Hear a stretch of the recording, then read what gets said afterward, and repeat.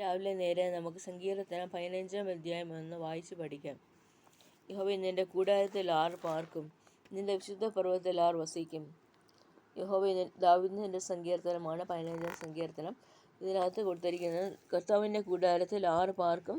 നിഷ്കളങ്കമായി നടന്ന് നീതി പ്രവർത്തിക്കും. നിഷ്കളങ്കമായിരിക്കുന്നവർക്ക് ദൈവത്തിൻ്റെ വിശുദ്ധ പർവ്വതത്തിൽ സ്ഥാനമുള്ളൂ.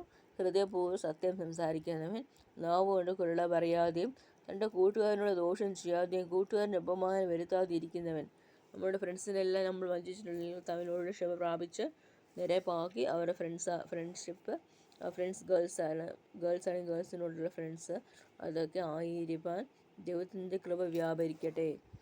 വഷളിനെ നിന്ദന എണ്ണുകയും യഹോഭക്തന്മാരെ ബഹുമാനിക്കുകയും ചെയ്യുന്നവൻ. യഹോഭക്തന്മാർ, അച്ഛൻ, പാസ്റ്റേഴ്സ് ഇവരെയൊക്കെ ബഹുമാനിക്കുകയാണെങ്കിൽ ഉറപ്പായിട്ട് അവർക്കൊക്കെയാണ് വിശുദ്ധ പർവ്വതത്തിൽ പോകാൻ പറ്റത്തുള്ളൂ.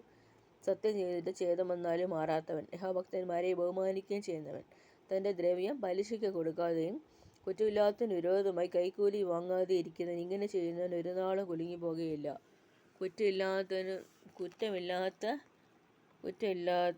വിരോധമായി കൈക്കൂലി വാങ്ങാതെയും, ബ്രൈബ് വാങ്ങിക്കണ്ട, അതൊന്നും കൊടുക്കണ്ട.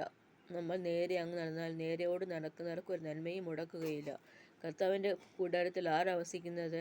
ഹൃദയപൂർവ്വം സത്യം സംസാരിക്കുന്നവൻ, കൂട്ടുകാരൻ അപമാനം വരുത്താതെയും കുരുള പറയാതെയും കൂട്ടുകാരനെ നിന്ദിക്കാതിരിക്കുകയും ഭക്തന്മാരെ ബഹുമാനിക്കുകയും നാവുകൊണ്ട് കുരുള പറയാതെയും നിഷ്കളങ്കമായി നടക്കുകയും ചെയ്യണം. നിഷ്കളങ്കമായി നടക്കുവാൻ ദൈവം നമ്മളെ സഹായിക്കട്ടെ. ഈ വാക്ക് എന്താ ദൈവം ഈ ദിവസങ്ങൾ അനുഗ്രഹിക്കും. ഇങ്ങനെ ചെയ്യുന്ന ഒരു നാളും കുലുങ്ങി പോകുകയില്ല.